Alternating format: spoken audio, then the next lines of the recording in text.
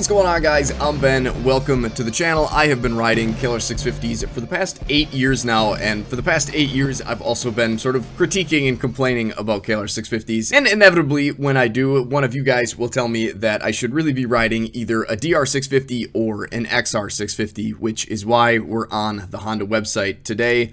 So let's take a look at what they've got for us here. Apparently, I was checking out the scooters last time here. But we're not looking at scooters today. We are looking at the adventure / dual sport segment of the Honda website. So we've got the Africa Twin adventure model, the Sport ES, for the same price that I paid for both my Gen 3 XR650 brand new off the factory floor and the Tenere 700 that I bought brand new off the factory floor. That's a lot of money for a bike. We've got the diet model here for $15,000, and then we've got the on-road version of the Africa Twin right there. And then for some reason, they've got these two street bikes here. If it doesn't have spoked wheels, it's not an off-road bike in my book. And now we're down to the section that we want here, the dual sport section. So we could start out down in the bottom right-hand corner and get ourselves an XR150 for $3,000. I'm definitely glad to see that somebody's still putting out a very good basic entry-level dual sport bike. But today we're going to be looking at Honda's Dinosaur here, the XR650L, which is probably the closest competitor for a XR650. However, I think the XR650 is honestly in a category all its own. So we are looking at the 2024 model here. There are some big changes from 2023. If you look real close here, this black stripe will turn red and this red stripe will turn blue. Those are some bold new graphics. Although I do have to say this actually looks pretty cool. It kind of reminds me of my 1987 Honda XL250R. 86? So the XR650 is the do-it-all dual sport, and for Honda, for many years, honestly, this has been true, and this is definitely a true classic. This bike has not been changed since the 80s, and honestly, I think remains even more unchanged. I guess I shouldn't say that. There's probably a lot of little things that have changed, but as an overall package, I think this bike has really not changed much at all since the 80s, even more so than the KLR. The KLR has honestly changed quite a bit recently. There's a reason the XR650L continues to have a hugely loyal following. Tough, basic, and tested, this dual sport motorcycle features a torquey air-cooled single-cylinder engine, rugged steel frame, I think they mean heavy, a long travel suspension, electric start, and street-legal lighting to make it good for commuting. Because that's all you need for commuting, just some lights. While black rims and a black seat modernize the look. Yeah, that's definitely a modern looking seat there with this strap that they claim is a feature later, which I mean, I suppose it is, but it's a very old feature. In an age of techno wizardry, the XR stands tall as an uncomplicated bike that's ready for any adventure you can throw its way. Base MSRP $6,999. The very basic non-ABS model of the XR650 that I've got now costs just $100 under this. Let's see what else they've got for us here. So we've got a gallery, and we can zoom in here. Let's take a look. So a lot of this motor, I mean, even though it's like twice the size of the XL250R that I had, really does not look very different. They pretty much always have had these dual pipes for one single cylinder, just to have the ability to flow a little bit more air through there. Air-cooled design, no liquid cooling or anything to have to worry about puncturing a radiator or anything like that. I mean, really a pretty simple, sleek design. It looks like plenty of ground clearance here. Definitely some old designs here with the, I guess I don't even know what to call this thing, honestly. It's quite the protrusion for just a taillight and a license plate bracket, but yeah, I mean, it's definitely a Dinosaur. If we scroll down here a bit, we've got this real excited looking guy driving this Dinosaur through town. Here we can see the big floppy useless handguards, and I think some different mirrors, I guess. These must be somewhat recent. We've got the super old analog gauge cluster, which honestly I like this better than the KLX 300 goofy like 90s or 2000s design. I think this is honestly just a better way to go. If you're going to keep a bike old, you might as well just stay with the old gauge cluster design rather than slapping a cheap, ugly looking one on there. What else do we got here? The 4-stroke single-cylinder engine offers good fuel efficiency and a wide power band. In addition, its proven power plant requires very little maintenance. And speaking of maintenance, if we zoom way in on this thing, I think you're still not quite going to be able to see it, but on this head, there are 4 little inspection caps, 2 in the front for the exhaust and 2 in the back for the intake. And these make maintenance so much easier. I have so far avoided ever having to check valves on a XR650, but on that bike, you would actually have to remove this entire head and then actually pull the camshafts out to be able to get down to your shims, which are basically a removable sort of coin size and shaped piece of metal that you would have to swap out essentially if you found any sort of clearance issues in there. And I've got to say, this is definitely the way to go. This makes this bike so much more attractive to me.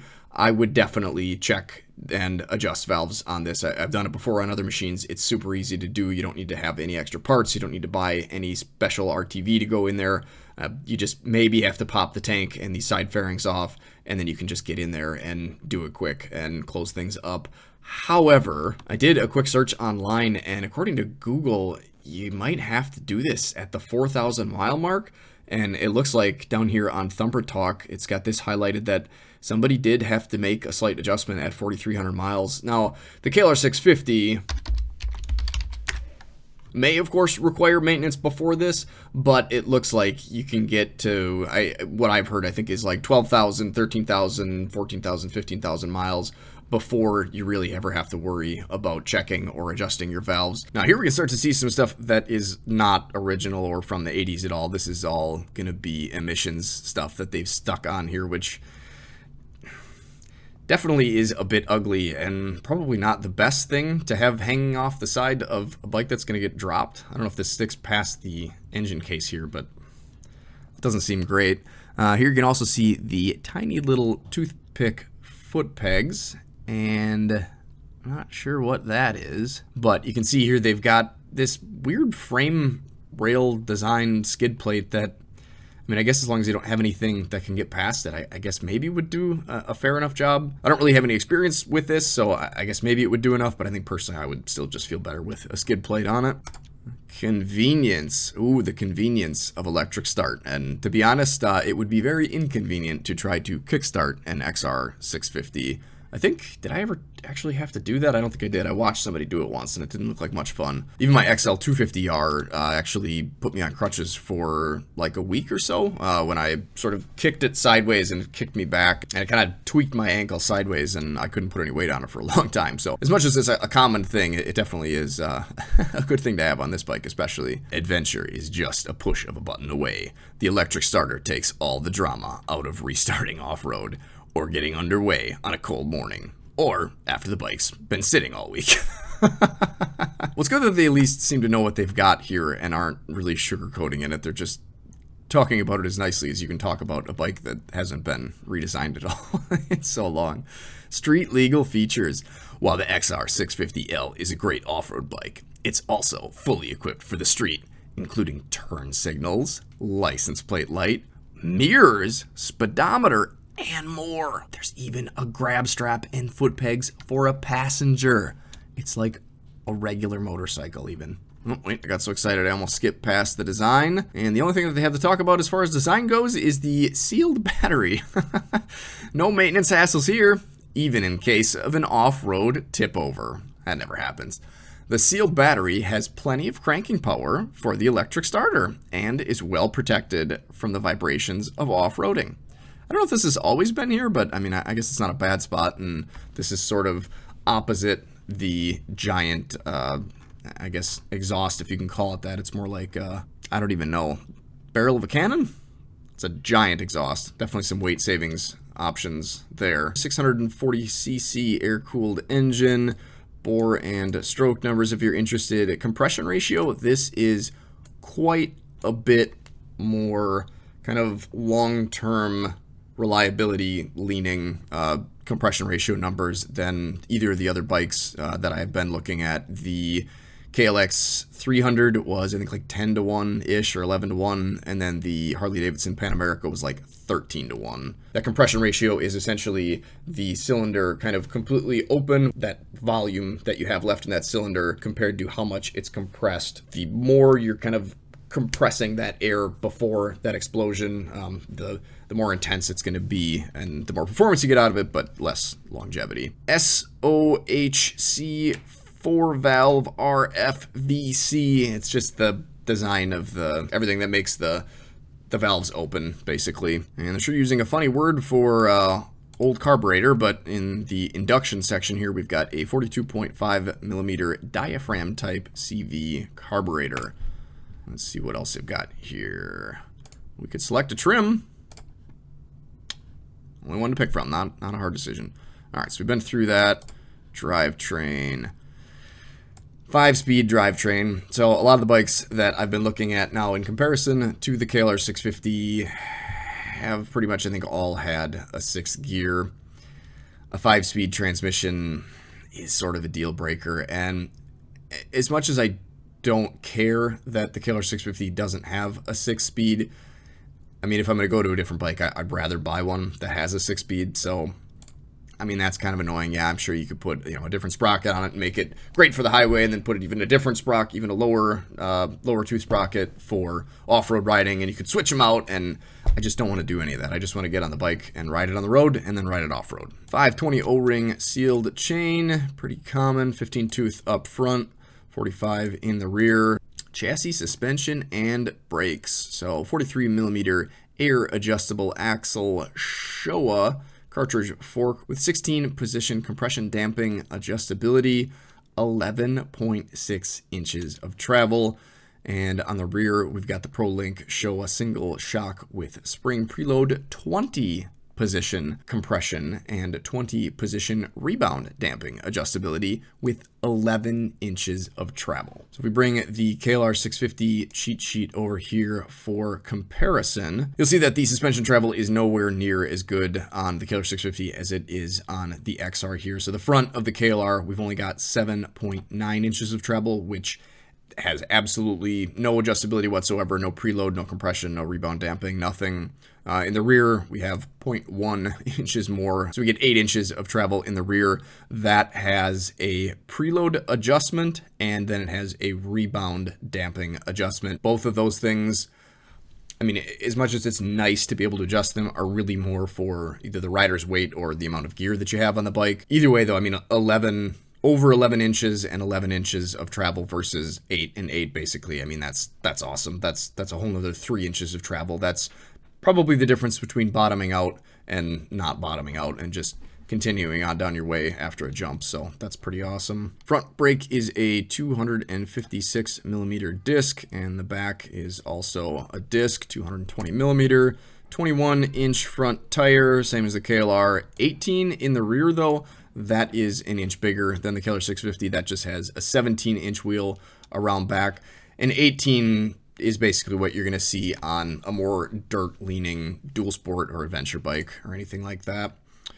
Dimensions, 27 degrees of rake, which is, I believe, pretty close to what a Gen 1 and a Gen 2 KLR would be. The updated Gen 3, however, has 30 degrees of rake, and along with the extended swing arm, I definitely noticed when I went from my Gen 2 to my Gen 3, the added rake and extended, basically, wheelbase and swing arm made the bike feel much more easy to handle and a bit lighter off-road. 27 degrees, I think, should probably be pretty good. Somewhere around there, I think, is where you want to be with a 4-inch trail. And if you guys have not seen any of these videos yet and you're wondering exactly what I'm talking about here, if we draw a vertical line down through the steering here down to the ground, in comparison to that vertical line, the angle that the forks are stuck out at from the front of the bike is that rake number, and then the trail number is basically from that vertical line to the center point of the wheel here. So vertical line straight down, the distance between that line and the center point of the wheel here where it hits the ground,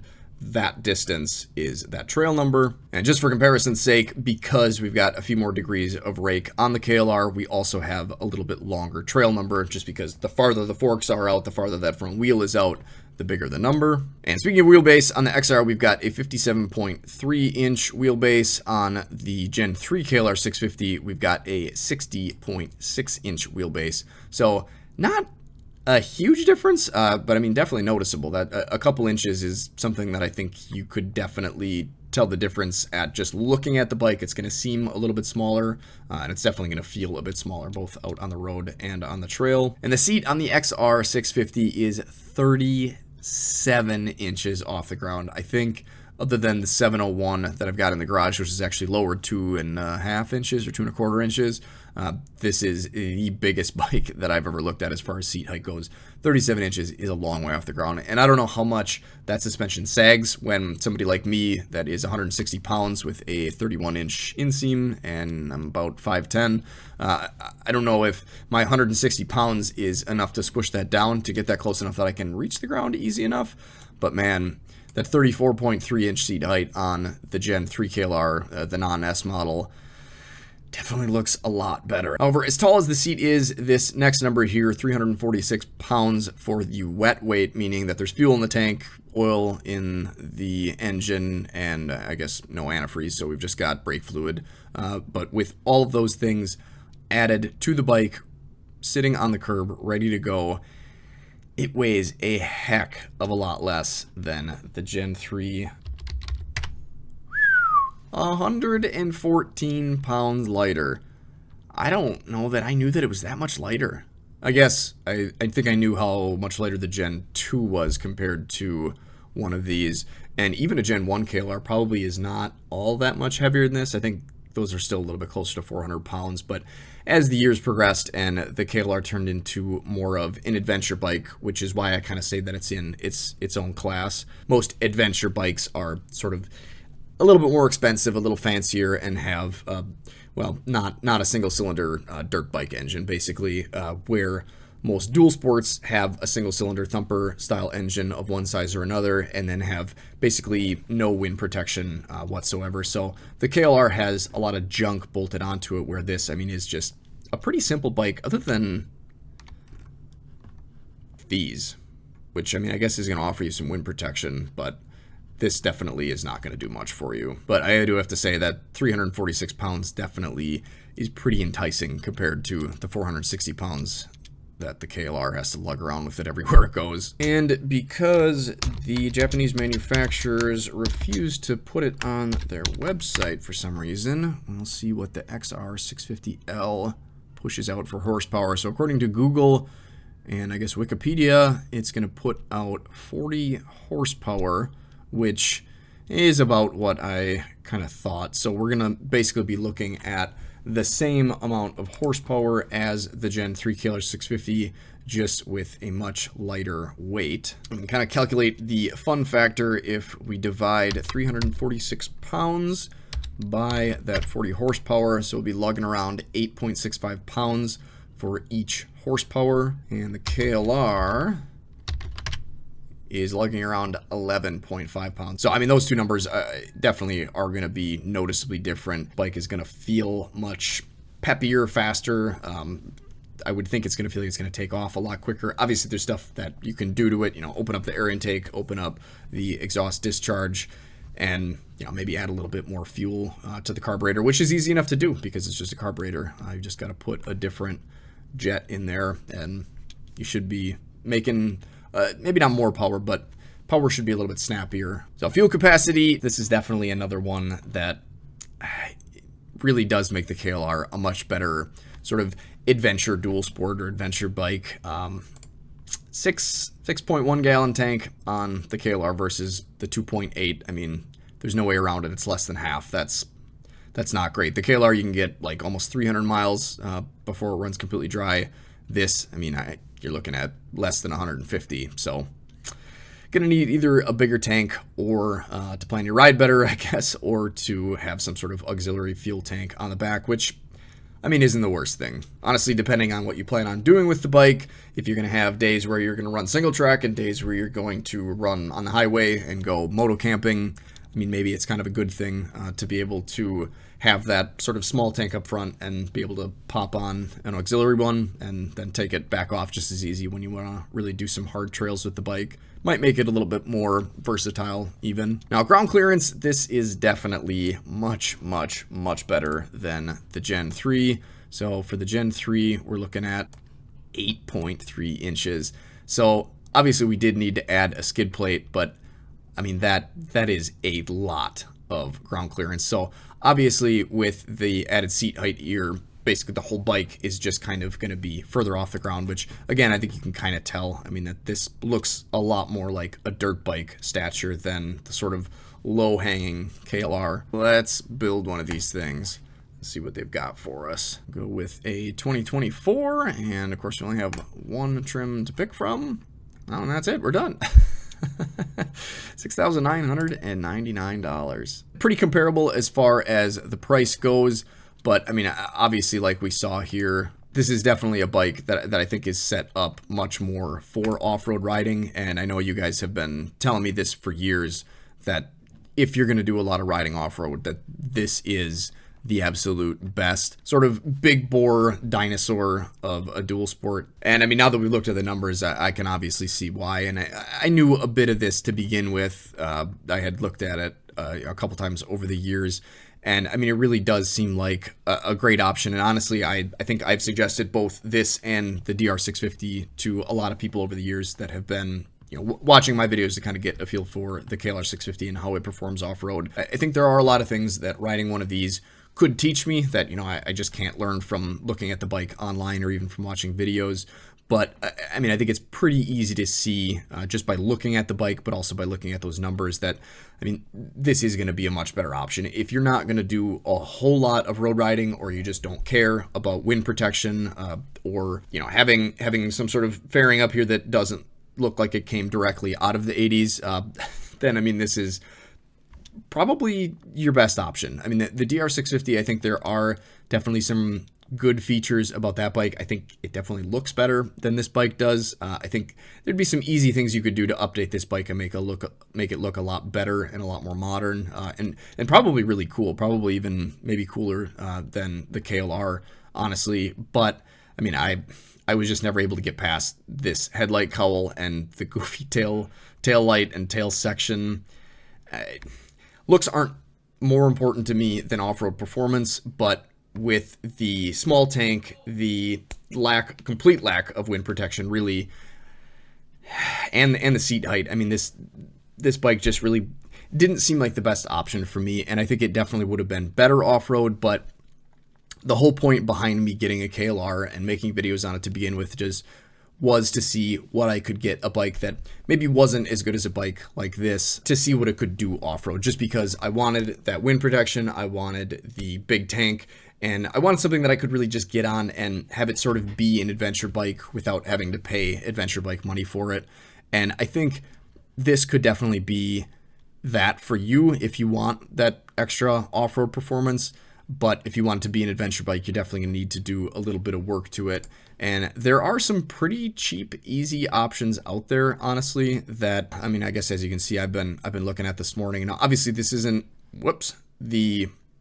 the most beautiful or elegant thing compared to some of the other bikes that are out there, and especially the redesigned Gen 3, honestly, I think is a beautiful looking bike. This is still a little bit 80s, but I think looks a lot better, and obviously having the wind protection along with the ability to, whoa, I wish I would not do that, with the ability to have a place to put all of your adventure type stuff and a GPS and, you know, whatever else you need up there. I mean, I think it is definitely nice. Maybe a different LED headlight in there, some different signal lights, and probably some auxiliary lights mounted maybe to this if it's metal. I don't know. I think that bike would really look pretty cool with some different handguards, that updated rally style windscreen, a different headlight, different signal lights, maybe something different for the tail light. The front fender could definitely be updated to something that looks a little bit more modern. But honestly, I mean, I kind of like the muscly vibe that the bike has going on. I like the motor. I like the twin pipes. I mean, it's a cool looking bike. I just don't know if there's enough buzz over the bold new graphics that they've got here to generate a lot of traffic for somebody like me that is making videos to help people out, but also to put food on the table. And so now I'm sort of stuck in this weird limbo where I need to pick a bike that I'm excited about, but also a bike that I think there's going to be enough people out there to be excited about that it would make sense to make videos. It definitely has piqued my interest looking at it again today. It does seem like a bike that you could really do a great sort of lightweight adventure build on, and probably would be awesome. I don't know. I guess we'll see what this video brings. We'll see what you guys think of it. Let me know down in the comment section if you guys have any comments or questions or any suggestions of other bikes that you think that I should take a look at. Definitely let me know down there. Until next time, guys, take care, stay safe, stay swanky, get out and enjoy this beautiful world any chance you get, no matter what type of bike you've got in the garage. I'll think about this a bit more, and I don't know. I guess we'll see what I go with. We'll catch you guys next time.